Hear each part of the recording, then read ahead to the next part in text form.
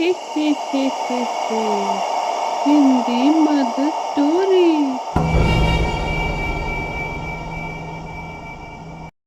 एक बार की बात है। विजयपुर नाम का एक गांव था। उस गांव में महेश और सुरेश नाम के दो जुड़वा भाई रहते थे।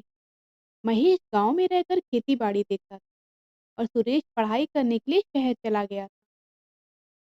उनकी एक बिंदा नाम की बहन थी जो महेश के साथ रहती थी और गांव के कॉलेज में पढ़ती थी। भैया, आपसे कुछ कहूँ, आप मेरी बात मानोगे? अरे बिंदा, तुझे कभी मना किया है क्या? बोलना, क्या बात है? भैया, आप सुबह सुबह काम पर निकल जाते हो। दिन भर मैं घर में अकेली रहती हूँ। आप ना मेरे लिए सुंदर सी भाभी ला दो। दत्त पगली। बिंदा की बातें सुनकर महेश शर्मा जाता है। बिंदा कई जगह अपने भाई के रिश्ते की बातचीत करती है और महेश की शादी रानी नाम की लड़की से हो जाती है। रानी बहुत सुंदर थी। उसका साथ पाकर बिंदा बहुत खुश हो जाती है। भाभी, आप कितनी सुंदर हो और कितनी अच्छी भी हो। इस तरह दिन गुजरने लगते हैं। बिंदा को रानी का व्यवहार कुछ अजीब लगने लगता है। रानी दिन गम भर गम कमरा बंद गम किए गम अजीब अजीब गम आवाजें गम निकालती गम रहती है। गम। बिंदा को ये बहुत अजीब लगता था। भाभी, अरे ओ भाभी। बिंदा दरवाजा पीटती है, लेकिन रानी कोई जवाब नहीं देती। भाभी, तुम कैसी आवाजें निकाल रही हो? मुझे डर लग रहा है।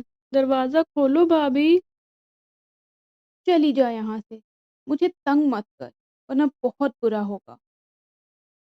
बिंदा चली जाती है। शाम को जब महेश वापस आता है, तो रानी ऐसा जताती है जैसे कुछ हुआ ही नहीं। वो महेश के सामने बिंदा से बहुत प्यार जताती है। जी, आप हाथ मुंह धोइए, मैं खाना लगा देती हूँ। रानी किचन में चली जाती है। रानी के जाते ही बिंदा महेश से कहती है, भैया, मुझे भाभी कुछ ठीक नहीं लगती। वो दिन में अजीब अजीब आवाजें निकाल रही थी। तभी वहां रानी आ जाती है और महेश से कहती है, ये बिंदा भी ना एकदम बच्ची है। मैं तो पिकपॉक पर वीडियो बना रही थी। देखिए, भला है, बुरा है, जैसा भी है, मेरा पति मेरा देवता है। जिसे देखकर महेश हंसने लगता है और कहता है, क्या रानी, तू भी ना? तूने तो मुझे डरा ही दिया था। अगली सुबह जब महेश खेत पर चला जाता है, तो रानी और बिंदा घर पर अकेली होती हैं। तब रानी अपने असली रूप में आ जाती है, जिसे देखकर बिंदा बहुत डर जाती है। तो कौन हो तुम और क्या चाहती हो? हा हा हा हा हा। मैं चुड़ैलों की रानी हूँ रानी। मैं तुम्हारे भाई की बलि चढ़ाऊंगी और उसकी बलि चढ़ाते ही मैं अमर हो जाऊंगी। तुम भी कुछ नहीं कर पाओगी। हा हा हा हा हा। ऐसा कहकर रानी जोर जोर से हंसने लगती है। बिंदा बहुत डर जाती है, लेकिन अपने डर को काबू करके अपने भाई का इंतजार करने लगती है। शाम को महेश के आने पर रानी उससे मूवी दिखाने को कहती है। अरे देखो तो, मौसम कितना खराब है बाहर। बहुत जोर से बारिश हो रही है। ऐसे में मूवी के लिए कौन जाएगा? अजी, मैं कुछ नहीं जानती। आप मुझे प्यार करते हो ना, तो आप मुझे मूवी दिखाने ले चलोगे। रानी, मैं तुमसे बहुत प्यार करता हूँ, लेकिन मौसम भी तो देखो। भाभी, आप क्यों जिद कर रही हो? क्यों ले जाना चाहती हो भैया को? तुम्हारे भैया मेरे पति भी हैं। मैं उनसे जिद कर सकती हूँ। अजी, आज आपके प्यार की परीक्षा है। आपको मेरे साथ चलना ही होगा। अरे अरे, तुम दोनों लड़ो नहीं। मैं चलूंगा रानी। और बिंदा, हम दोनों जल्दी वापस आएंगे। तुम परेशान नहीं होना। बाहर बहुत तेज बारिश हो रही होती है। रानी और महेश तैयार होकर निकल जाते हैं। रानी महेश को सुनसान रास्ते पर ले जाती है। ये महेश को बहुत अजीब लगने लगता है। रानी, ये रास्ता थोड़ा सुनसान लग रहा है। हम लोग इस रास्ते से क्यों आए हैं? अरे देखते जाइए, सरप्राइज है आपके लिए। वो दोनों एक गुफा के पास जाते हैं।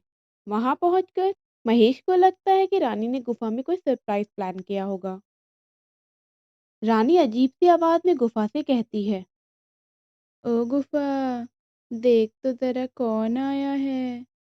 तेरी रानी का साजन आया है। गुफा, जल्दी से खुल जा अब। क्या मजाक कर रही हो तुम रानी? भला कोई गुफा से बात करता है क्या? चुप, बिल्कुल चुप। देखो गुफा खुल रही है। गुफा का दरवाजा खुलने लगता है। ये देखकर महेश डर जाता है और भागने लगता है। तब रानी उसे अपनी शक्तियों से बांध देती है। रानी अपने असली रूप में आ जाती है। कहाँ भाग रहे थे सजना जी? आपकी तो बलि दी जाएगी और मैं अमर हो जाऊंगी। हा हा हा हा हा। रानी महेश को गुफा में बंद कर देती है और कहने लगती है, तुम बलि के दिन तक इसी गुफा में बंद रहोगे। और गुफा, तुम तो जानती हो ना, अगर तुम्हारे अंदर बंद इंसान भाग गया तो तुम्हारा और मेरा नामो निशान मिट जाएगा। अब मैं चलती हूँ। मुझे बलि के लिए लड़की भी ढूंढनी है। रानी वहां से सीधे महेश के घर जाती है ताकि उसे गांव में बलि के लिए लड़की ढूंढना आसान हो जाए। भाभी, आप तो आ गई। भैया कहाँ हैं? तेरे भैया तो किसी काम से शहर गए हैं। 2-3 दिन में आ जाएंगे। अब मैं चलती हूँ सोने। अच्छा, गुड नाइट। रानी की बातों पर बिंदा को शक हो जाता है। वो सुरेश को कॉल करती है। भैया, आप जल्दी से आ जाइए। मुझे रानी भाभी से बहुत डर लगता है। आज वो महेश भैया के साथ गई थी, लेकिन भैया अभी तक नहीं लौटे। मुझे बहुत डर लग रहा है भैया। रानी भाभी से बच के रहिएगा। अगले दिन सुरेश शहर से आ जाता है और रानी को आवाज लगाता है। रानी उसे देखकर दंग रह जाती है। उसे लगता है महेश गुफा से बाहर आ गया है। अरे महेश, तुम गुफा से कैसे बाहर निकल आए? हे शैतान, अब मैं और गुफा दोनों खत्म हो जाएंगे। मैं कभी अमर नहीं बन पाऊंगी। रानी की बातें सुनकर सुरेश को आइडिया आता है और सुरेश समझ जाता है कि महेश किसी गुफा में बंद है। अरे अरे, मैं आपका देवर हूँ, पति नहीं। मैं सुरेश हूँ, महेश भाई का जुड़वा भाई। मैं शादी में आ नहीं पाया था। शायद आप इसीलिए हमें पहचान नहीं पाई भाभी। अरे मैं पहचानती हूँ। मैं तो बस मजाक कर रही थी। भैया, आप आ गए।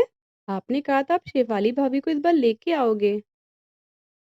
हाँ हाँ, वो आई है, घर के बाहर है। जाओ उसे लिया। ये शेफाली कौन है? वो सुरेश भैया की गर्लफ्रेंड है। बिंदा चल, मैं भी चलता हूँ। भाभी जब तक आप नाश्ता बना दो। सुरेश और बिंदा बाहर आकर शेफाली से मिलते हैं। क्या हुआ अंदर? सब कुछ प्लान के हिसाब से चल रहा है। मुझे पता चल गया महेश भाई कहाँ हैं। सभी लोग आगे का प्लान बनाते हैं और घर आ जाते हैं। रात को रानी गुफा के पास जाती है। रानी गुफा के अंदर चली जाती है। शेफाली और सुरेश भी उसके पीछे पीछे वहां तक आ जाते हैं। सुरेश, अब तुम गुफा के पास जाके महेश की एक्टिंग करो। उसके बाद सब कुछ प्लान के हिसाब से होगा। सुरेश गुफा के पास जाता है और कहता है, अरे ओ गुफा, देख, मैं तुझसे बाहर आ गया हूँ। अब तो तू खत्म हो जाएगी। ऐसा कभी नहीं हो सकता। मेरे अंदर से कोई इंसान बाहर कैसे आ सकता है? मैं तो बाहर ही खड़ा हूँ। तुझे यकीन ना हो तो अपने अंदर से सब कुछ बाहर निकाल के देख ले।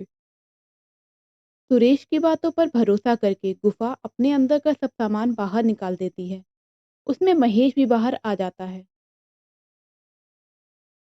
अरे बेवकूफ गुफा, तूने क्या किया?